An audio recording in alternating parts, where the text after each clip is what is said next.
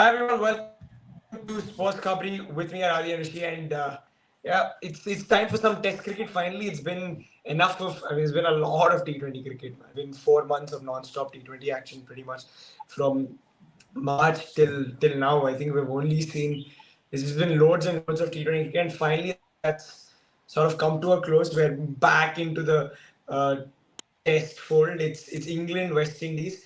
It's exciting because first of all, of course, the series is happening in England. That means that there'll be a lot for the quicks. There'll be the ball be seaming around, there'll be swinging, and with the kind of bowlers that we have going into the series, I think for a neutral, it's quite exciting, and that's exactly what we are. Um, but yeah, Rishi, neutral going into this. So I mean, like I always want to back the underdogs, and in this case, the West Indies. And after what they did against Australia, neutral for you, or what are you saying? Oh Should man, we I sort mean, of? I don't mind the England team, but it's always fun to watch them lose because they're veterans and their ex cricketers always seem to have a really they seem to really have interesting takes whenever they lose games. Like they show their slight entitled feelings, their egos, and all of it comes to fray like in any moment they lose a game. So from that aspect, it's brilliant to watch an England defeat. But then again, this team is really good. So and this happens to be James Anderson's last test also.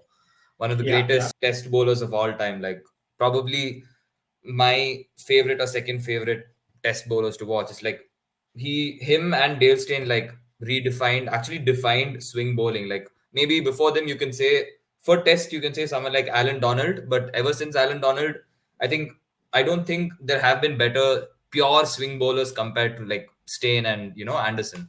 And the fact that he has like extended his career, he has prolonged his career to 40, 41. That's brilliant. And for a you can say that for a spinner or a batsman, that's slightly easier. Or for a wicket keeper, also to an yeah. extent, it's easier. For a fast bowler to keep up his physique, and especially in the test match format, which is the toughest, that I don't think in the near future we're going to see anyone repeat that. So yeah, we're going to Bro, miss. James Anderson. I again, like it's. I think the lesser you. I don't know what you can say about him because he's been incredible. 700 Test wickets, highest for a quick. The top two are of course Murli and Shane Warne, Way who Shane Warne. I I think mean lesser he's not work. that far behind Shane Warne either. Like I remember watching Yeah, his he's previous eight test. wickets behind Shane Warne, and if he can get Yeah, 8 wickets in this test, 9 wickets in this test, he's going to leapfrog one, which will be insane as well. So it's incredible, James Anderson's story. And the next highest quick bowler to take the most wickets in Test cricket is good broad. Stuart Broad. So Stuart Broad has 604 wickets, 100 wickets behind Where's Glenn Anderson, pretty McGrath? much. Glenn McGrath's 563. So that just gives you perspective as to how where James Anderson sort of stands. I think when it comes to fast bowling, at least. I think for you, you want to see an England upset, or you want to, because it's dude. West Indies kind of course, in Australia, it was a great story because uh, they did it. They won a test set after God knows how long, but they drew the series 1-1. There wasn't a third test. This series won't be like that. There are 3 tests, and you'll probably get a winner for the series. And going into And this, what are you expecting from the West they won Indies? the Gabba test also, if I'm Huh? not wrong, right? They won the Gabba test. Yeah, it was just there were only 2 tests in that series. They won one, lost one. Yeah, that was 1-1, right? Yeah, Last year. Yeah, correct. yeah, But yeah, England, do they need to win this because, this is not just a test series, it's also, counted for the World Test Championship. They have to win this series 3-0 no matter what because I think they have very few series left. And they have, if they really want to qualify, if they have a chance or they think they have a chance to qualify, they have to win, the rest of the series because India is going to Australia. You can always find maybe there'll be an upset there. And yeah, in terms of England, it's an important series, just not a normal series. And you can't take West Indies lightly because they have something to prove. They recently drew level with Australia, and they got a result in Australia for the first time. So in terms of that, you can't take this England team lightly. And going into the series, we also know, Anderson's last test match. I think he'll also want to go out with a win, at least in the first game. We know he won't be there for the next two games, so it'll be interesting who England bring in for Jamie Anderson, because that's going to be very important, because if you want to go and win a series and you're losing, two of your greatest bowlers, firstly Stuart Broad, now Anderson, you have a big hole to fill in. And going into the series, as I said, you can't take West Indies lightly, and it'll be interesting how Stokes and McCallum, tackle these issues in terms of bowling depth, because you look at England's bowling depth, it looks pretty vulnerable. You can't sit and say I can look at this bowling lineup and feel like at least West Indies can get a result, if not win again. Result in the sense of at least a draw, if not win. And you can see West Indies batting off these bowlers. It's not very it'll be concerning for England, but it's also interesting to see how the new boys do for England, right? So you got in some new talent coming in. We'll be able to discover some new bowlers, and we'll see how they take England forward. Yeah, but still, I think Rishi, dude. The thing is, with England in home conditions, they all of their bowlers come up in these conditions, and like it is going to favor team, and they've played in these conditions so much. They're going with four quicks, and of course, Stuart Broad as that fifth bowler, and sorry, Stuart Broad. I'm saying Ben Stokes as that fifth bowler, and yeah, as your only spinner, Joe Root, which is not too bad. I think they've got a decent attack. They have Shoaib Bashir, Shoaib Gus Atkinson, of course, the lesser experienced. They But then have you still Shoaib have the Bashir Stokes. also, so that makes up two spinners and three pacers with Stokes as a bowling option, right? Yeah, yeah, So with like if you have, I think that's one area where, like, the small period where Moeen Ali retired and they really had to rely on just Joru to be their main spinner. So yeah, the yeah, fact that they've brought in Shoaib Bashir, I think, is gonna help a lot. yeah. Like, especially considering the fact that James Anderson is not going to bowl a lot, like huge spells, at least for the first test. You're going to see him bowl, like, say, 5 over or 6 over spells. So you need someone else to keep up the over rate also quickly. You need quick bowlers, like bowlers who can, get their overs done quickly. So from that aspect, I think England look pretty comfortable. But the fact that they don't really have that X factor, like, like, maybe, of course, in Lords it's gonna move quite a bit, and James Anderson's gonna come clutch. If Chris Wokes doesn't really get the ball to, like, hit the deck and get proper line and length, I feel the bowlers are there for the taking, because usually you have someone like your Mark Woods, you have someone like Stuart Broad, Hmm. who are, hitting the deck and, like, making the batsman play on the back foot also a little bit. I think that is a little bit missing, because West Indies, they have enough batting talent, mind you. They have a lot of really good players, like this crop of young players who are coming through for West Indies, like your Kevin Hodge, your Alec Athanasius, Yeah, your McKenzie. I think Chandrapal and Justin Greaves are missing. Other than that, they have a pretty good team. They have Josh De Silva as well. So this team looks really good from a batting perspective. So England, especially Chris Wokes. I know. See, we know that Anderson's going to do his job. He's going to keep it tight. He's going to get the ball moving. But I feel it's the others, like your Chris Wokes, like your, if Stokes does choose to bowl. So these two are going to have to, hit the deck a little bit more and, test the batsman from that perspective. yeah. Don't Rishi, you. Sorry, I was thrown off a little, but yeah, Shoaib Bashir is that sort of main spinner. They're going with three seamers and Stokes. It's interesting because, I mean, would you have gone with two spinners? Like, basically, Joe Root is another spinner if you want. He's not a bad one-off option to have, but would they have liked another seam option going into this first test, or happy with No, the not spinners? Because I not think, really. yeah. I'm more concerned about their, bowling, like their pace bowling department, because England, Mm, like, you can say in their squad, if you take these guys out, who are the other remaining pacers? I don't see very, convincing outright pacers, especially if once James Anderson retires, like going into the second test, who's going to be his replacement? Like, that is more concerning for me. Like, you're gonna yeah. have, like, especially in England, that is a place where it suits English bowlers anywhere else. So they're gonna have to capitalize on that. And this bowling department, like, without your Mark Woods, without your Stuart Broads, like, this has been the most, I think, vulnerable looking pace attack for a while for England. Adi, the rest of the top four, I mean, the top four pretty much looks the same for England. It's Ben Duckett, Zach Crawley to open the batting, Ollie Pope at three, Joe Root at four. Stokes will bat at six like he always does. At number five, they're expecting Harry Brook to slot in, and then at number seven, Jamie Smith. So these are only slight changes, but from a batting perspective, are you too worried for England? They'll be up against. I Yeah. think the world is waiting to watch Shamar Joseph in action, and to see what he does against this sort of batting lineup in England, and with the pace he has and with what he's been able to do. You think the England batters can cope? That's where I actually worry more about because losing. I don't know if they're looking to drop Bairstow completely. I don't know the reason behind Bairstow not being there, but again, you're losing a lot of pivotal players both in batting and bowling. As we spoke about bowling, you know, firstly, looking back to the bowling, we know it's more of England wanting to move on. It was not firstly Anderson who wanted to retire. We know that Ben Stokes and McCullum were the one who told England want to move on from Anderson. Same thing. I don't know if that's going to happen with batting. I don't know if they want to move on from Bairstow, or I don't know the reason he's been dropped. Is he injured? I doubt he's injured, right?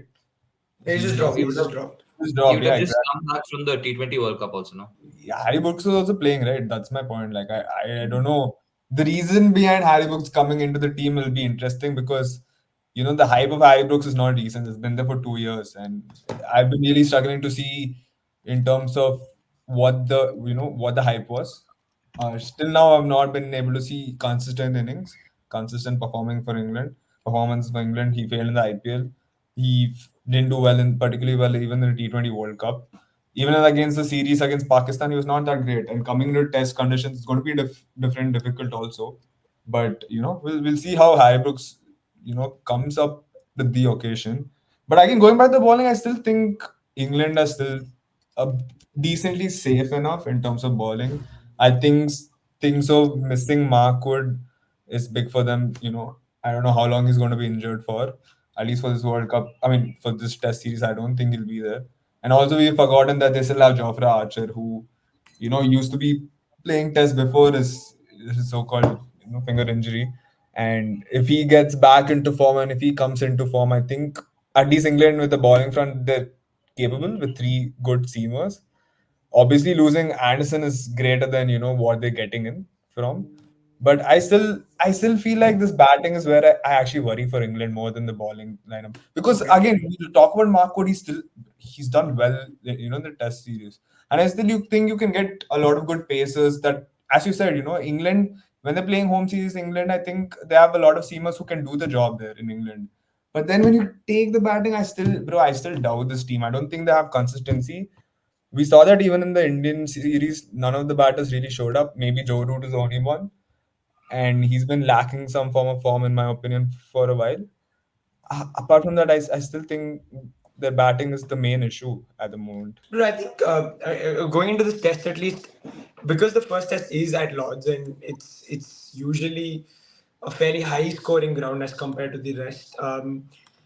There's a real opportunity, I think, here for the West Indies to do something. I think if there's a ground where the West Indies can do something, it's probably here, because if and you're happy playing Anderson at a ground like this rather than in sort of on greener wickets where it's a little more overcast and the ball starts moving here and there. Lords will give you the chance to score runs, and I think this is where West Indies, with somebody like a Shamar Joseph who can hit the deck and sort of be very consistent with pace and his lengths, will be very important as compared to the English bowlers who rely a little more on swing. And I think, Rishi, do you see an upset? If there is an upset on the cards, I feel like it has to happen in this test. West Indies win this one, and I don't know, hope for something else in the other tests to come, because and again they've got hit the deck bowlers. They've also got Alzari Joseph. I think he also has to shoulder a lot of the responsibility in this tour, because he is the senior bowler. They've got youngsters, Jaden Seals, another quick who's still up and coming. But the experienced pro is Alzari Joseph. How important is his role going to be going into this? And Jason Holder's also come back for the series. So Oh, has he? yeah, he's in the squad. Oh, okay, interesting. I So thought that's I thought he didn't get a central contract. who Jason But Holder. No, he's yeah, included I in the thought. squad for the first Okay. this one. And like whether he plays or not, that's a different case. But if he plays, he's another one who can keep the length fairly decent with his height. He can jab it in. So Yeah, right, you said like exactly like you said. If there's a place that definitely is Lords for West Indies to come in and cause an upset, yeah, because like I was just looking at the England playing 11. They have batsmen. If you include Chris Wokes, they have batsmen who are going down to 8, like Stokes, Smith, and Chris Wokes. That's going down to 8. But then you look at West Indies also. They have batsmen up until like if you're playing Josh De Silva at like 7 or 8, even that also goes pretty deep. So the fact that both these teams have really good batting, and I I don't know when was the last time I felt like this, but I feel West Indies bowling seems a little bit more like, up and energized. Like they have a little bit more guns blazing than this England side, because this yeah. England, it's all about weather conditions and like, green tops. Like you remove these two out of the equation. I don't know who in this, at least in the first test, playing 11 is going to, other than Anderson, who's going to, come and showcase a little bit of pace, a little bit of hitting the deck. Because to an extent, you can say Chris Wokes. But if Stokes is not bowling, it all comes down to Chris Wokes having to do that. Yeah. So maybe for the second test, if they realize their mistake in this and they'll bring in another quick to replace Anderson, which they will, but they might get in a quicker one. But at least in this test, the fact that they don't have those many options certainly gives West Indies a pretty decent edge over England, at least in that manner. It's very interesting because we're speaking a lot in praise of the West Indies. Adi, who are you expecting to win this first test? I think it'll be a very close one. I don't think first test. I still think England can edge this test because just coming into this test, I think at least everything is going to be on your Jimmy Anderson's last test match, playing at Lords. I mean, hopefully they can get a result. I still think batting wise, they still have better batsmen overall compared to West Indies batting order. I think we're forgetting about West Indies batting order also. It's not looking the strongest at the moment. And see, the thing is with England, they still have a very solid team, right? They still have Joe Root, who has a lot of experience, Ben Stokes, a lot of experience. You can even say Pope, to an extent, has a lot of experience. Even their openers have been playing a lot of test matches, for England. So I still think them playing, especially at home conditions, it's going to favor them because that's playing in England is playing in England and playing all those test matches in England is what they've done all their lives. And these are conditions they're favored to. They know how to play, and they've been playing for a long time. And same thing with the bowlers. It's not something new. You know how much Anderson has bowled in Lords, and to an extent, even Chris Wokes, Ben Stokes also there. So I think overall they still have a solid team. First test, I would put in England to win it, but overall over the series, I still think at least West Indies can get a game through because that's what I'm saying. You have to remember if England really want to go to the World Test Championship, that's what Stokes said in the press conference. He's looking to win all the Test series from now till the end. They can't lose a Yeah. game if they want to reach the finals. They're bottom of the table right now. They have to win every single game. And West Indies even getting a draw out of this series, any of the one game in the series will be an upset for England because as I said, they have to win all the games and any game they stutter, it's over for them in terms of Test championship. So Bro, 100%. I am really looking forward to this one. And I think it's probably, again, one of the only venues where you can see a draw. I mean, if, yeah, of course, there's no rain and all of that. Not, and as Bro, it usually imagine is in West England. Indies managed to pull this off, and then you'll get the bonus content of Michael Vaughan's Dude, it'll be amazing. It'll performance. be I so much. live for that, Oh, bro. just listening to Michael Vaughan. If there is an England sort of uh, whatever collapse and they do something quite comical, it'll be fun. But yeah, Rishi, quickly, dude, what do you expect from this test? Um, my heart again is just I just want to go with the West Indies. I'm going to say West Indies win. Let's go. Come on, boys. If I again just read, yeah, Holder is supposed to be back, and that then it just looks like a good solid bowling unit, I think, for the West Indies. So I'm quite happy with that. I'm just going to stay West Indies. What about you? I want to say West Indies win, but I don't think it'll be that easy also, because this England batting is also really, that goes really deep, and this is a place like where they all can perform well. Ollie Popes, all of them, they just seem comfortable in this place. So I think it'll be a draw. As much Okay. as I'd love a West Indies win, I think it'll be a draw. No, I think, bro, I think the only issue for me with West Indies is their batting. I'm just not very convinced Mhm. with their batting. They're all very young. Even For the some guys reason, who are they've coming included up. Chanderpaul also. I don't know why Chanderpaul was Yeah. dropped from He's this. not made the squad. But even so like the ones who are touted to be the next big things in their Test cricket scene, like Alec Atnas, I think it's their first tour to England, dude. Come on, I think Hmm. if we are expecting them to sort of outdo themselves and all, I think it's a bit much.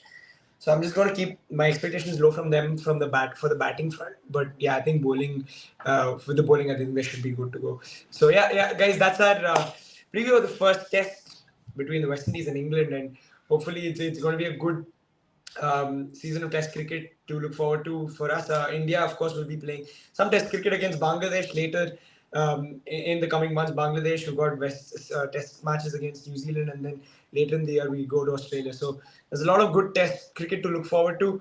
So yeah, let us know what you guys think will happen first Test between the West Indies and England. Let us know in the comments. Like and share the video. Subscribe to SportsKhabri, and we'll see you soon.